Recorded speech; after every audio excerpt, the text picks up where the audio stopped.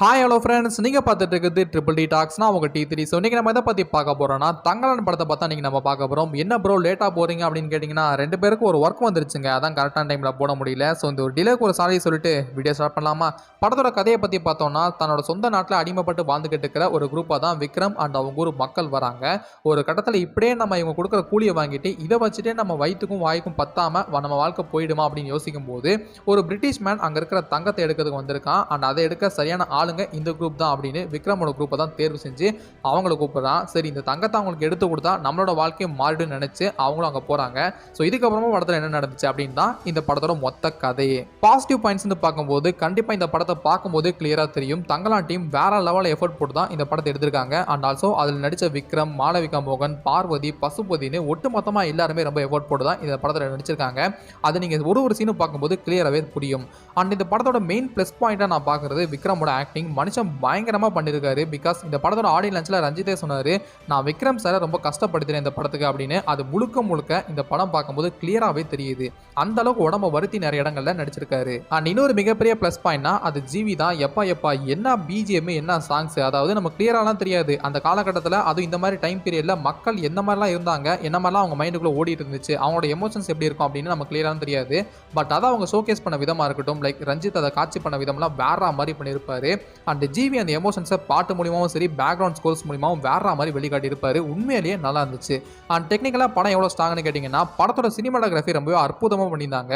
Like அந்த காலகட்டத்தில் மக்கள் எப்படி இருப்பாங்க, அவங்களோட காஸ்டியூம் டிசைன்லாம் ரொம்பவே நல்லா பண்ணியிருப்பாங்க. அண்ட் முக்கியமாக லொக்கேஷன்ஸ் அவங்க செலக்ஷன் பண்ண விதம்லாம் ரொம்பவே நேச்சுரலாக இருந்துச்சு. கண்டிப்பாக நீங்கள் படம் பார்க்கும்போது என்ஜாய் பண்ணியிருப்பீங்கன்னு நினைக்கிறேன். அந்த படத்தில் ஸ்க்ரீன் பிளே எப்படி பண்ணியிருந்தாங்கன்னு கேட்டிங்கன்னா, எங்களுக்கு அதில் பெருசாக குறையா தெரியல. பிகாஸ் நிறைய பேர் சொல்லி கேள்விப்பட்டது லேக்னஸ் தெரியுது, ஸ்லோவாக சில இடங்களில் மூவ் பண்ணுறாங்க அப்படின்னு சொல்லியிருந்தாங்க.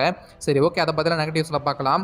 அண்ட் இத்தனை விஷயங்களை தாண்டி ஆரத்திக்கும் தங்கலானுக்குமான அந்த கனெக்ஷன் நிறைய இடங்களை ரொம்ப சூப்பராக காமிச்சிருப்பாங்க. லைக் ஆரத்தி அண்ட் தங்கலான் ரெண்டு பேருமே காட்டோட வளம் அண்ட் இந்த இடத்த காக்கிறதுக்கு தான் இருக்காங்க. பட் முதல்ல தங்கலானுக்கு இந்த விஷயம்லாம் தெரியாது. ஸோ கடைசியாக தான் அது தெரிய வரும் அப்படின்னு ஒரு விஷுவலாக பண்ணியிருப்பாங்க பாருங்க. ரொம்பவே சூப்பராக நமக்கு ப்ரெசென்ட் பண்ணியிருப்பாங்க. அண்ட் எனக்கு இந்த படத்தில் ஒரு சில விஷயங்கள்லாம் பார்க்கும்போது எப்பா என்ன மாதிரி சீன் அப்படின்னு ரஞ்சித் அந்த குறியீடை சூப்பராக வச்சிருப்பாரு. தட் ஒரு சீனில் அந்த வெள்ளக்காரன் வந்து விக்ரம பாராட்டுவான்.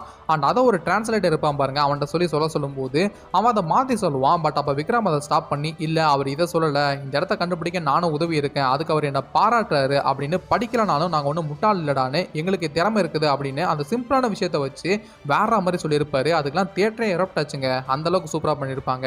அண்ட் இந்த மாதிரி நிறைய ரஞ்சித்தோட அரசியல் குறியீடுகளுமே படத்தில் இருக்க தான் செய்யுது. அது ரஞ்சித் படம் இதுக்கு முன்னாடி பார்த்தவங்களுக்கு கிளியராக புரியும். அண்ட் இந்த படத்தை வந்து நார்மலாக டெலிவர் பண்ணி தான் கண்டிப்பாக நல்லா இருக்கும். பட் இந்த அளவுக்கு எக்ஸ்பீரியன்ஸ் கிடைச்சிருக்குமான்னு கேட்டிங்கன்னா கண்டிப்பாக இல்லைங்க. பிகாஸ் ரஞ்சித் இந்த படத்தை நார்மல் ஸ்க்ரீன் பிளே பண்ணி ரிலீஸ் பண்ணாமல் ஒரு அப்போகலிப்டிக் மூவியை ரிலீஸ் பண்ணதுனால தான் இந்த படம் இந்த அளவுக்கு சூப்பராக இருக்குன்னு எங்களோட கருத்து. ஸோ இப்போ T1 அவரோட சில பாசிட்டிவ் பாயிண்ட்ஸை சொல்லிட்டு நெகட்டிவ்ஸை கவர் பண்ணுவார், அதையும் கேளுங்க.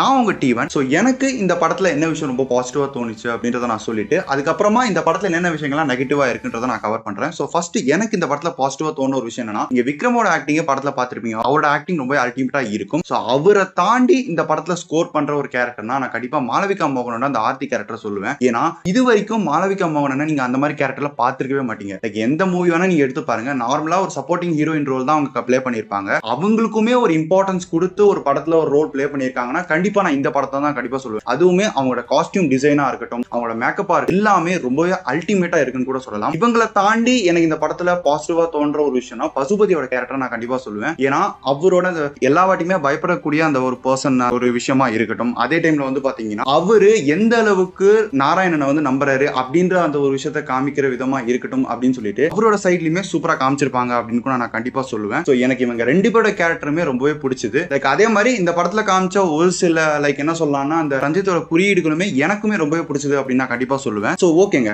இந்த படத்துல நெகட்டிவ் இருக்கா அப்படின்னு கேட்டீங்கன்னா, சோ எங்களுக்கு இந்த படத்துல நெகட்டிவா தோன்ற விஷயங்களும் ஆமனா அவங்க என்ன நெகட்டிவா சொல்றாங்க அப்படின்றதையுமே நான் இதுல கவர் பண்றேன். எங்களுக்கு இந்த படத்துல நெகட்டிவா தோன்ற ஒரு விஷயம் என்னன்னு கேட்டீங்கன்னா எமோஷனல் பாயிண்டா நான் கண்டிப்பா சொல்லுவேன். ஏன்னா இந்த படத்தோட ஃபர்ஸ்ட் ஹாஃப்லயும் சரி செகண்ட் ஹாஃப்லயும் சரி, அது அவங்க ட்ரைப்ஸுக்கு என்ன விஷயங்கள்லாம் நடக்குது அப்படின்றதுல நம்ம ஒரு எமோஷனல் கனெக்ட் நம்மளால ஆகவே முடியலங்க. அதுவும் முக்கியமா செகண்ட் ஹாஃப்லாம் வந்து பாத்தீங்கன்னா விக்ரமோட பொண்ணு ஒரு கட்டத்துல இறந்து போற மாதிரி காமிப்பாங்க ஒரு பாம்புனால. ஆனா அதுல நம்ம எமோஷனலா கனெக்ட் ஆகிறதுக்குள்ளேயே அவங்க அடுத்த சீனுக்கு அவங்க கேரி ஓவர் பண்ணி போயிடுவாங்க. சோ அந்த ஒரு ரீசனால இந்த படத்துல எந்த ஒரு இடத்துலயுமே எங்களால எமோஷனல் கனெக்ட் சுத்தமா ஆகவே முடியல. அது ஒரு மிகப்பெரிய நெகட்டிவா எனக்கு தோணுச்சு. அதுக்கு அடுத்தபடியா எனக்கு இந்த படத்துல நெகட்டிவா தோன்ற ஒரு விஷயம் என்னன்னு கேட்டீங்கன்னா, லைக் இந்த படத்துல டெக்னிக்கல் சைடு எல்லாமே நல்லா தான் பண்ணியிருக்காங்க. ஆனா ஒரு ஆஸ்பெக்ட்ஸை தவிர அது என்னன்னா CG VFX. லைக் அது அது நீங்க சொல்லணும்னா நீங்க அந்த இடத்துல பாம்பை பார்க்கும்போது சரி வந்து மாடை காமிப்பாங்க. அது ஆரம்பத்துல கொஞ்ச நேரம் ஒரிஜினலா இருக்கும். அதுக்கப்புறம் அந்த சிஜி ஒர்க்ல தான் பண்ணிருப்பாங்க. அதுவா இருக்கட்டும், முக்கியமா கருஞ்சிருத்தை அதை சொல்லியே ஆகணுங்க. சோ இந்த மாதிரி சிஜி ஒர்க் தேவையான அந்த சீன்ஸ் எல்லாமே அப்பட்டமா தெரியாது சிஜி ஒர்க் அப்படின்னு சொல்லிட்டு லைக் இந்த படமே ஓரளவுக்கு நல்லா போயிட்டு இருக்கு. அப்படி இருக்கும்போது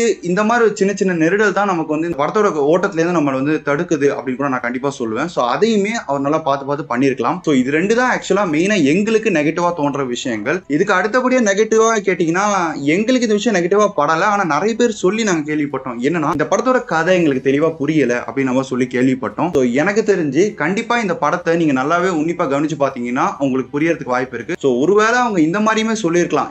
இது வந்து என்னோட கணிப்பு தான். லைக் நான் என்ன சொல்ல வரேன்னா இந்த படத்துல ஜிவி பிரகாஷோட மியூசிக் பயங்கரமா இருக்கு. பட் இருந்தாலுமே ஒரு சில இடங்கள்ல ஜிவி பிரகாஷோட மியூசிக் வந்து ரொம்பவே அதிகமா இருக்கு. அந்த ரீசனால நமக்கு வந்து இந்த டைலாக் வந்து எக்ஸாக்ட்டா அவங்க என்ன சொல்றாங்க அப்படின்றது ஒரு சில பேருக்கு அது புரிஞ்சிக்காம போகலாம். சோ அந்த ஒரு ரீசனால கூட உங்களுக்கு ஸ்டோரியில என்ன சொல்ல வராங்க அப்படின்னு சொல்லிட்டு புரியாம போகலாம். இதனாலேயே உங்களுக்கு இந்த படத்துல லாக்னஸ்மே ஃபீல் ஆகலாம். சோ ஏன்னா வந்து பாத்தீங்கன்னா ஒரு சில சீன்லாம் என்ன நடக்குது அப்படின்னு சொல்லிட்டு நமக்கு புரியாம இருக்கிறப்ப அந்த இடத்துல வந்து இப்ப சரி என்னடா போகுது ஏதோ போகுது பார்ப்போம் அப்படின்ற ஒரு ஃபீல் கண்டிப்பா உங்களுக்கு வரலாம். சோ எனக்கு தெரிஞ்சு இதுதான் மேக்ஸிமம் நிறைய பேர் தெரிஞ்சிருக்கும் நான் நினைக்கிறேன். சோ இதெல்லாம் தான் எனக்கு தெரிஞ்சு நெகட்டிவா ஃபீல் ஆகக்கூடிய ஒரு விஷயம். ஆனா இதை தவிர்த்து பாத்தீங்கன்னா இது ஒரு மஸ்ட் வாட்சான ஒரு மூவி நான் கண்டிப்பா சொல்லுவேன். ஓவராலா இந்த படத்தை நீங்க கண்டிப்பா பார்க்கலாமா வேணாமான்னு கேட்டீங்கன்னா லைக் எங்களை பொறுத்த வரைக்கும் இது வந்து மஸ்ட் வாட்சான ஒரு படம் நான் கண்டிப்பா சொல்லுவேன். ஆனா நான் ஒரே ஒரு விஷயம் மட்டும் சொல்றேன். என்னன்னா நீங்க ரொம்ப கமர்ஷியல் ஆஸ்பெக்ட்ஸ் எதிர்பார்க்கக்கூடிய ஒரு பர்சனா இருந்தீங்க அப்படின்னா உங்களுக்கு இந்த படம் எந்த அளவுக்கு ஒர்க் அவுட் ஆகும் தெரியல. ஏன்னா இந்த படம் ஃபுல் அண்ட் ஃபுல் ஸ்டோரி இன்டென்ஸா போகக்கூடிய ஒரு மூவி. அந்த ஒரு ரீசனால நீங்க இந்த படத்தை கன்ஃபார்மா ஸ்டோரி இன்டென்ஸா நீங்க பாத்தீங்க அப்படின்னா உங்களுக்கு இந்த படம் பிடிக்கிறதுக்கு நிறையவே சான்சஸ் இருக்கு. அதே டைம்ல நான் இன்னொரு விஷயத்தையுமே சொல்றேன். நீங்க ஒரு ஃபர்ஸ்ட் ஹாஃப் உங்களுக்கு புரியல, நீங்க அதை சரியா கவனிக்கல அப்படின்னா கண்டிப்பா செகண்ட் ஹாஃப் உங்களுக்கு புரியறதுக்கு வாய்ப்பே இல்லை. ஏன்னா ஃபர்ஸ்ட் ஹாஃபோட கண்டினியூஷனா தான் இந்த ஸ்டோரி உங்களுக்கு மூவ் ஆகுது.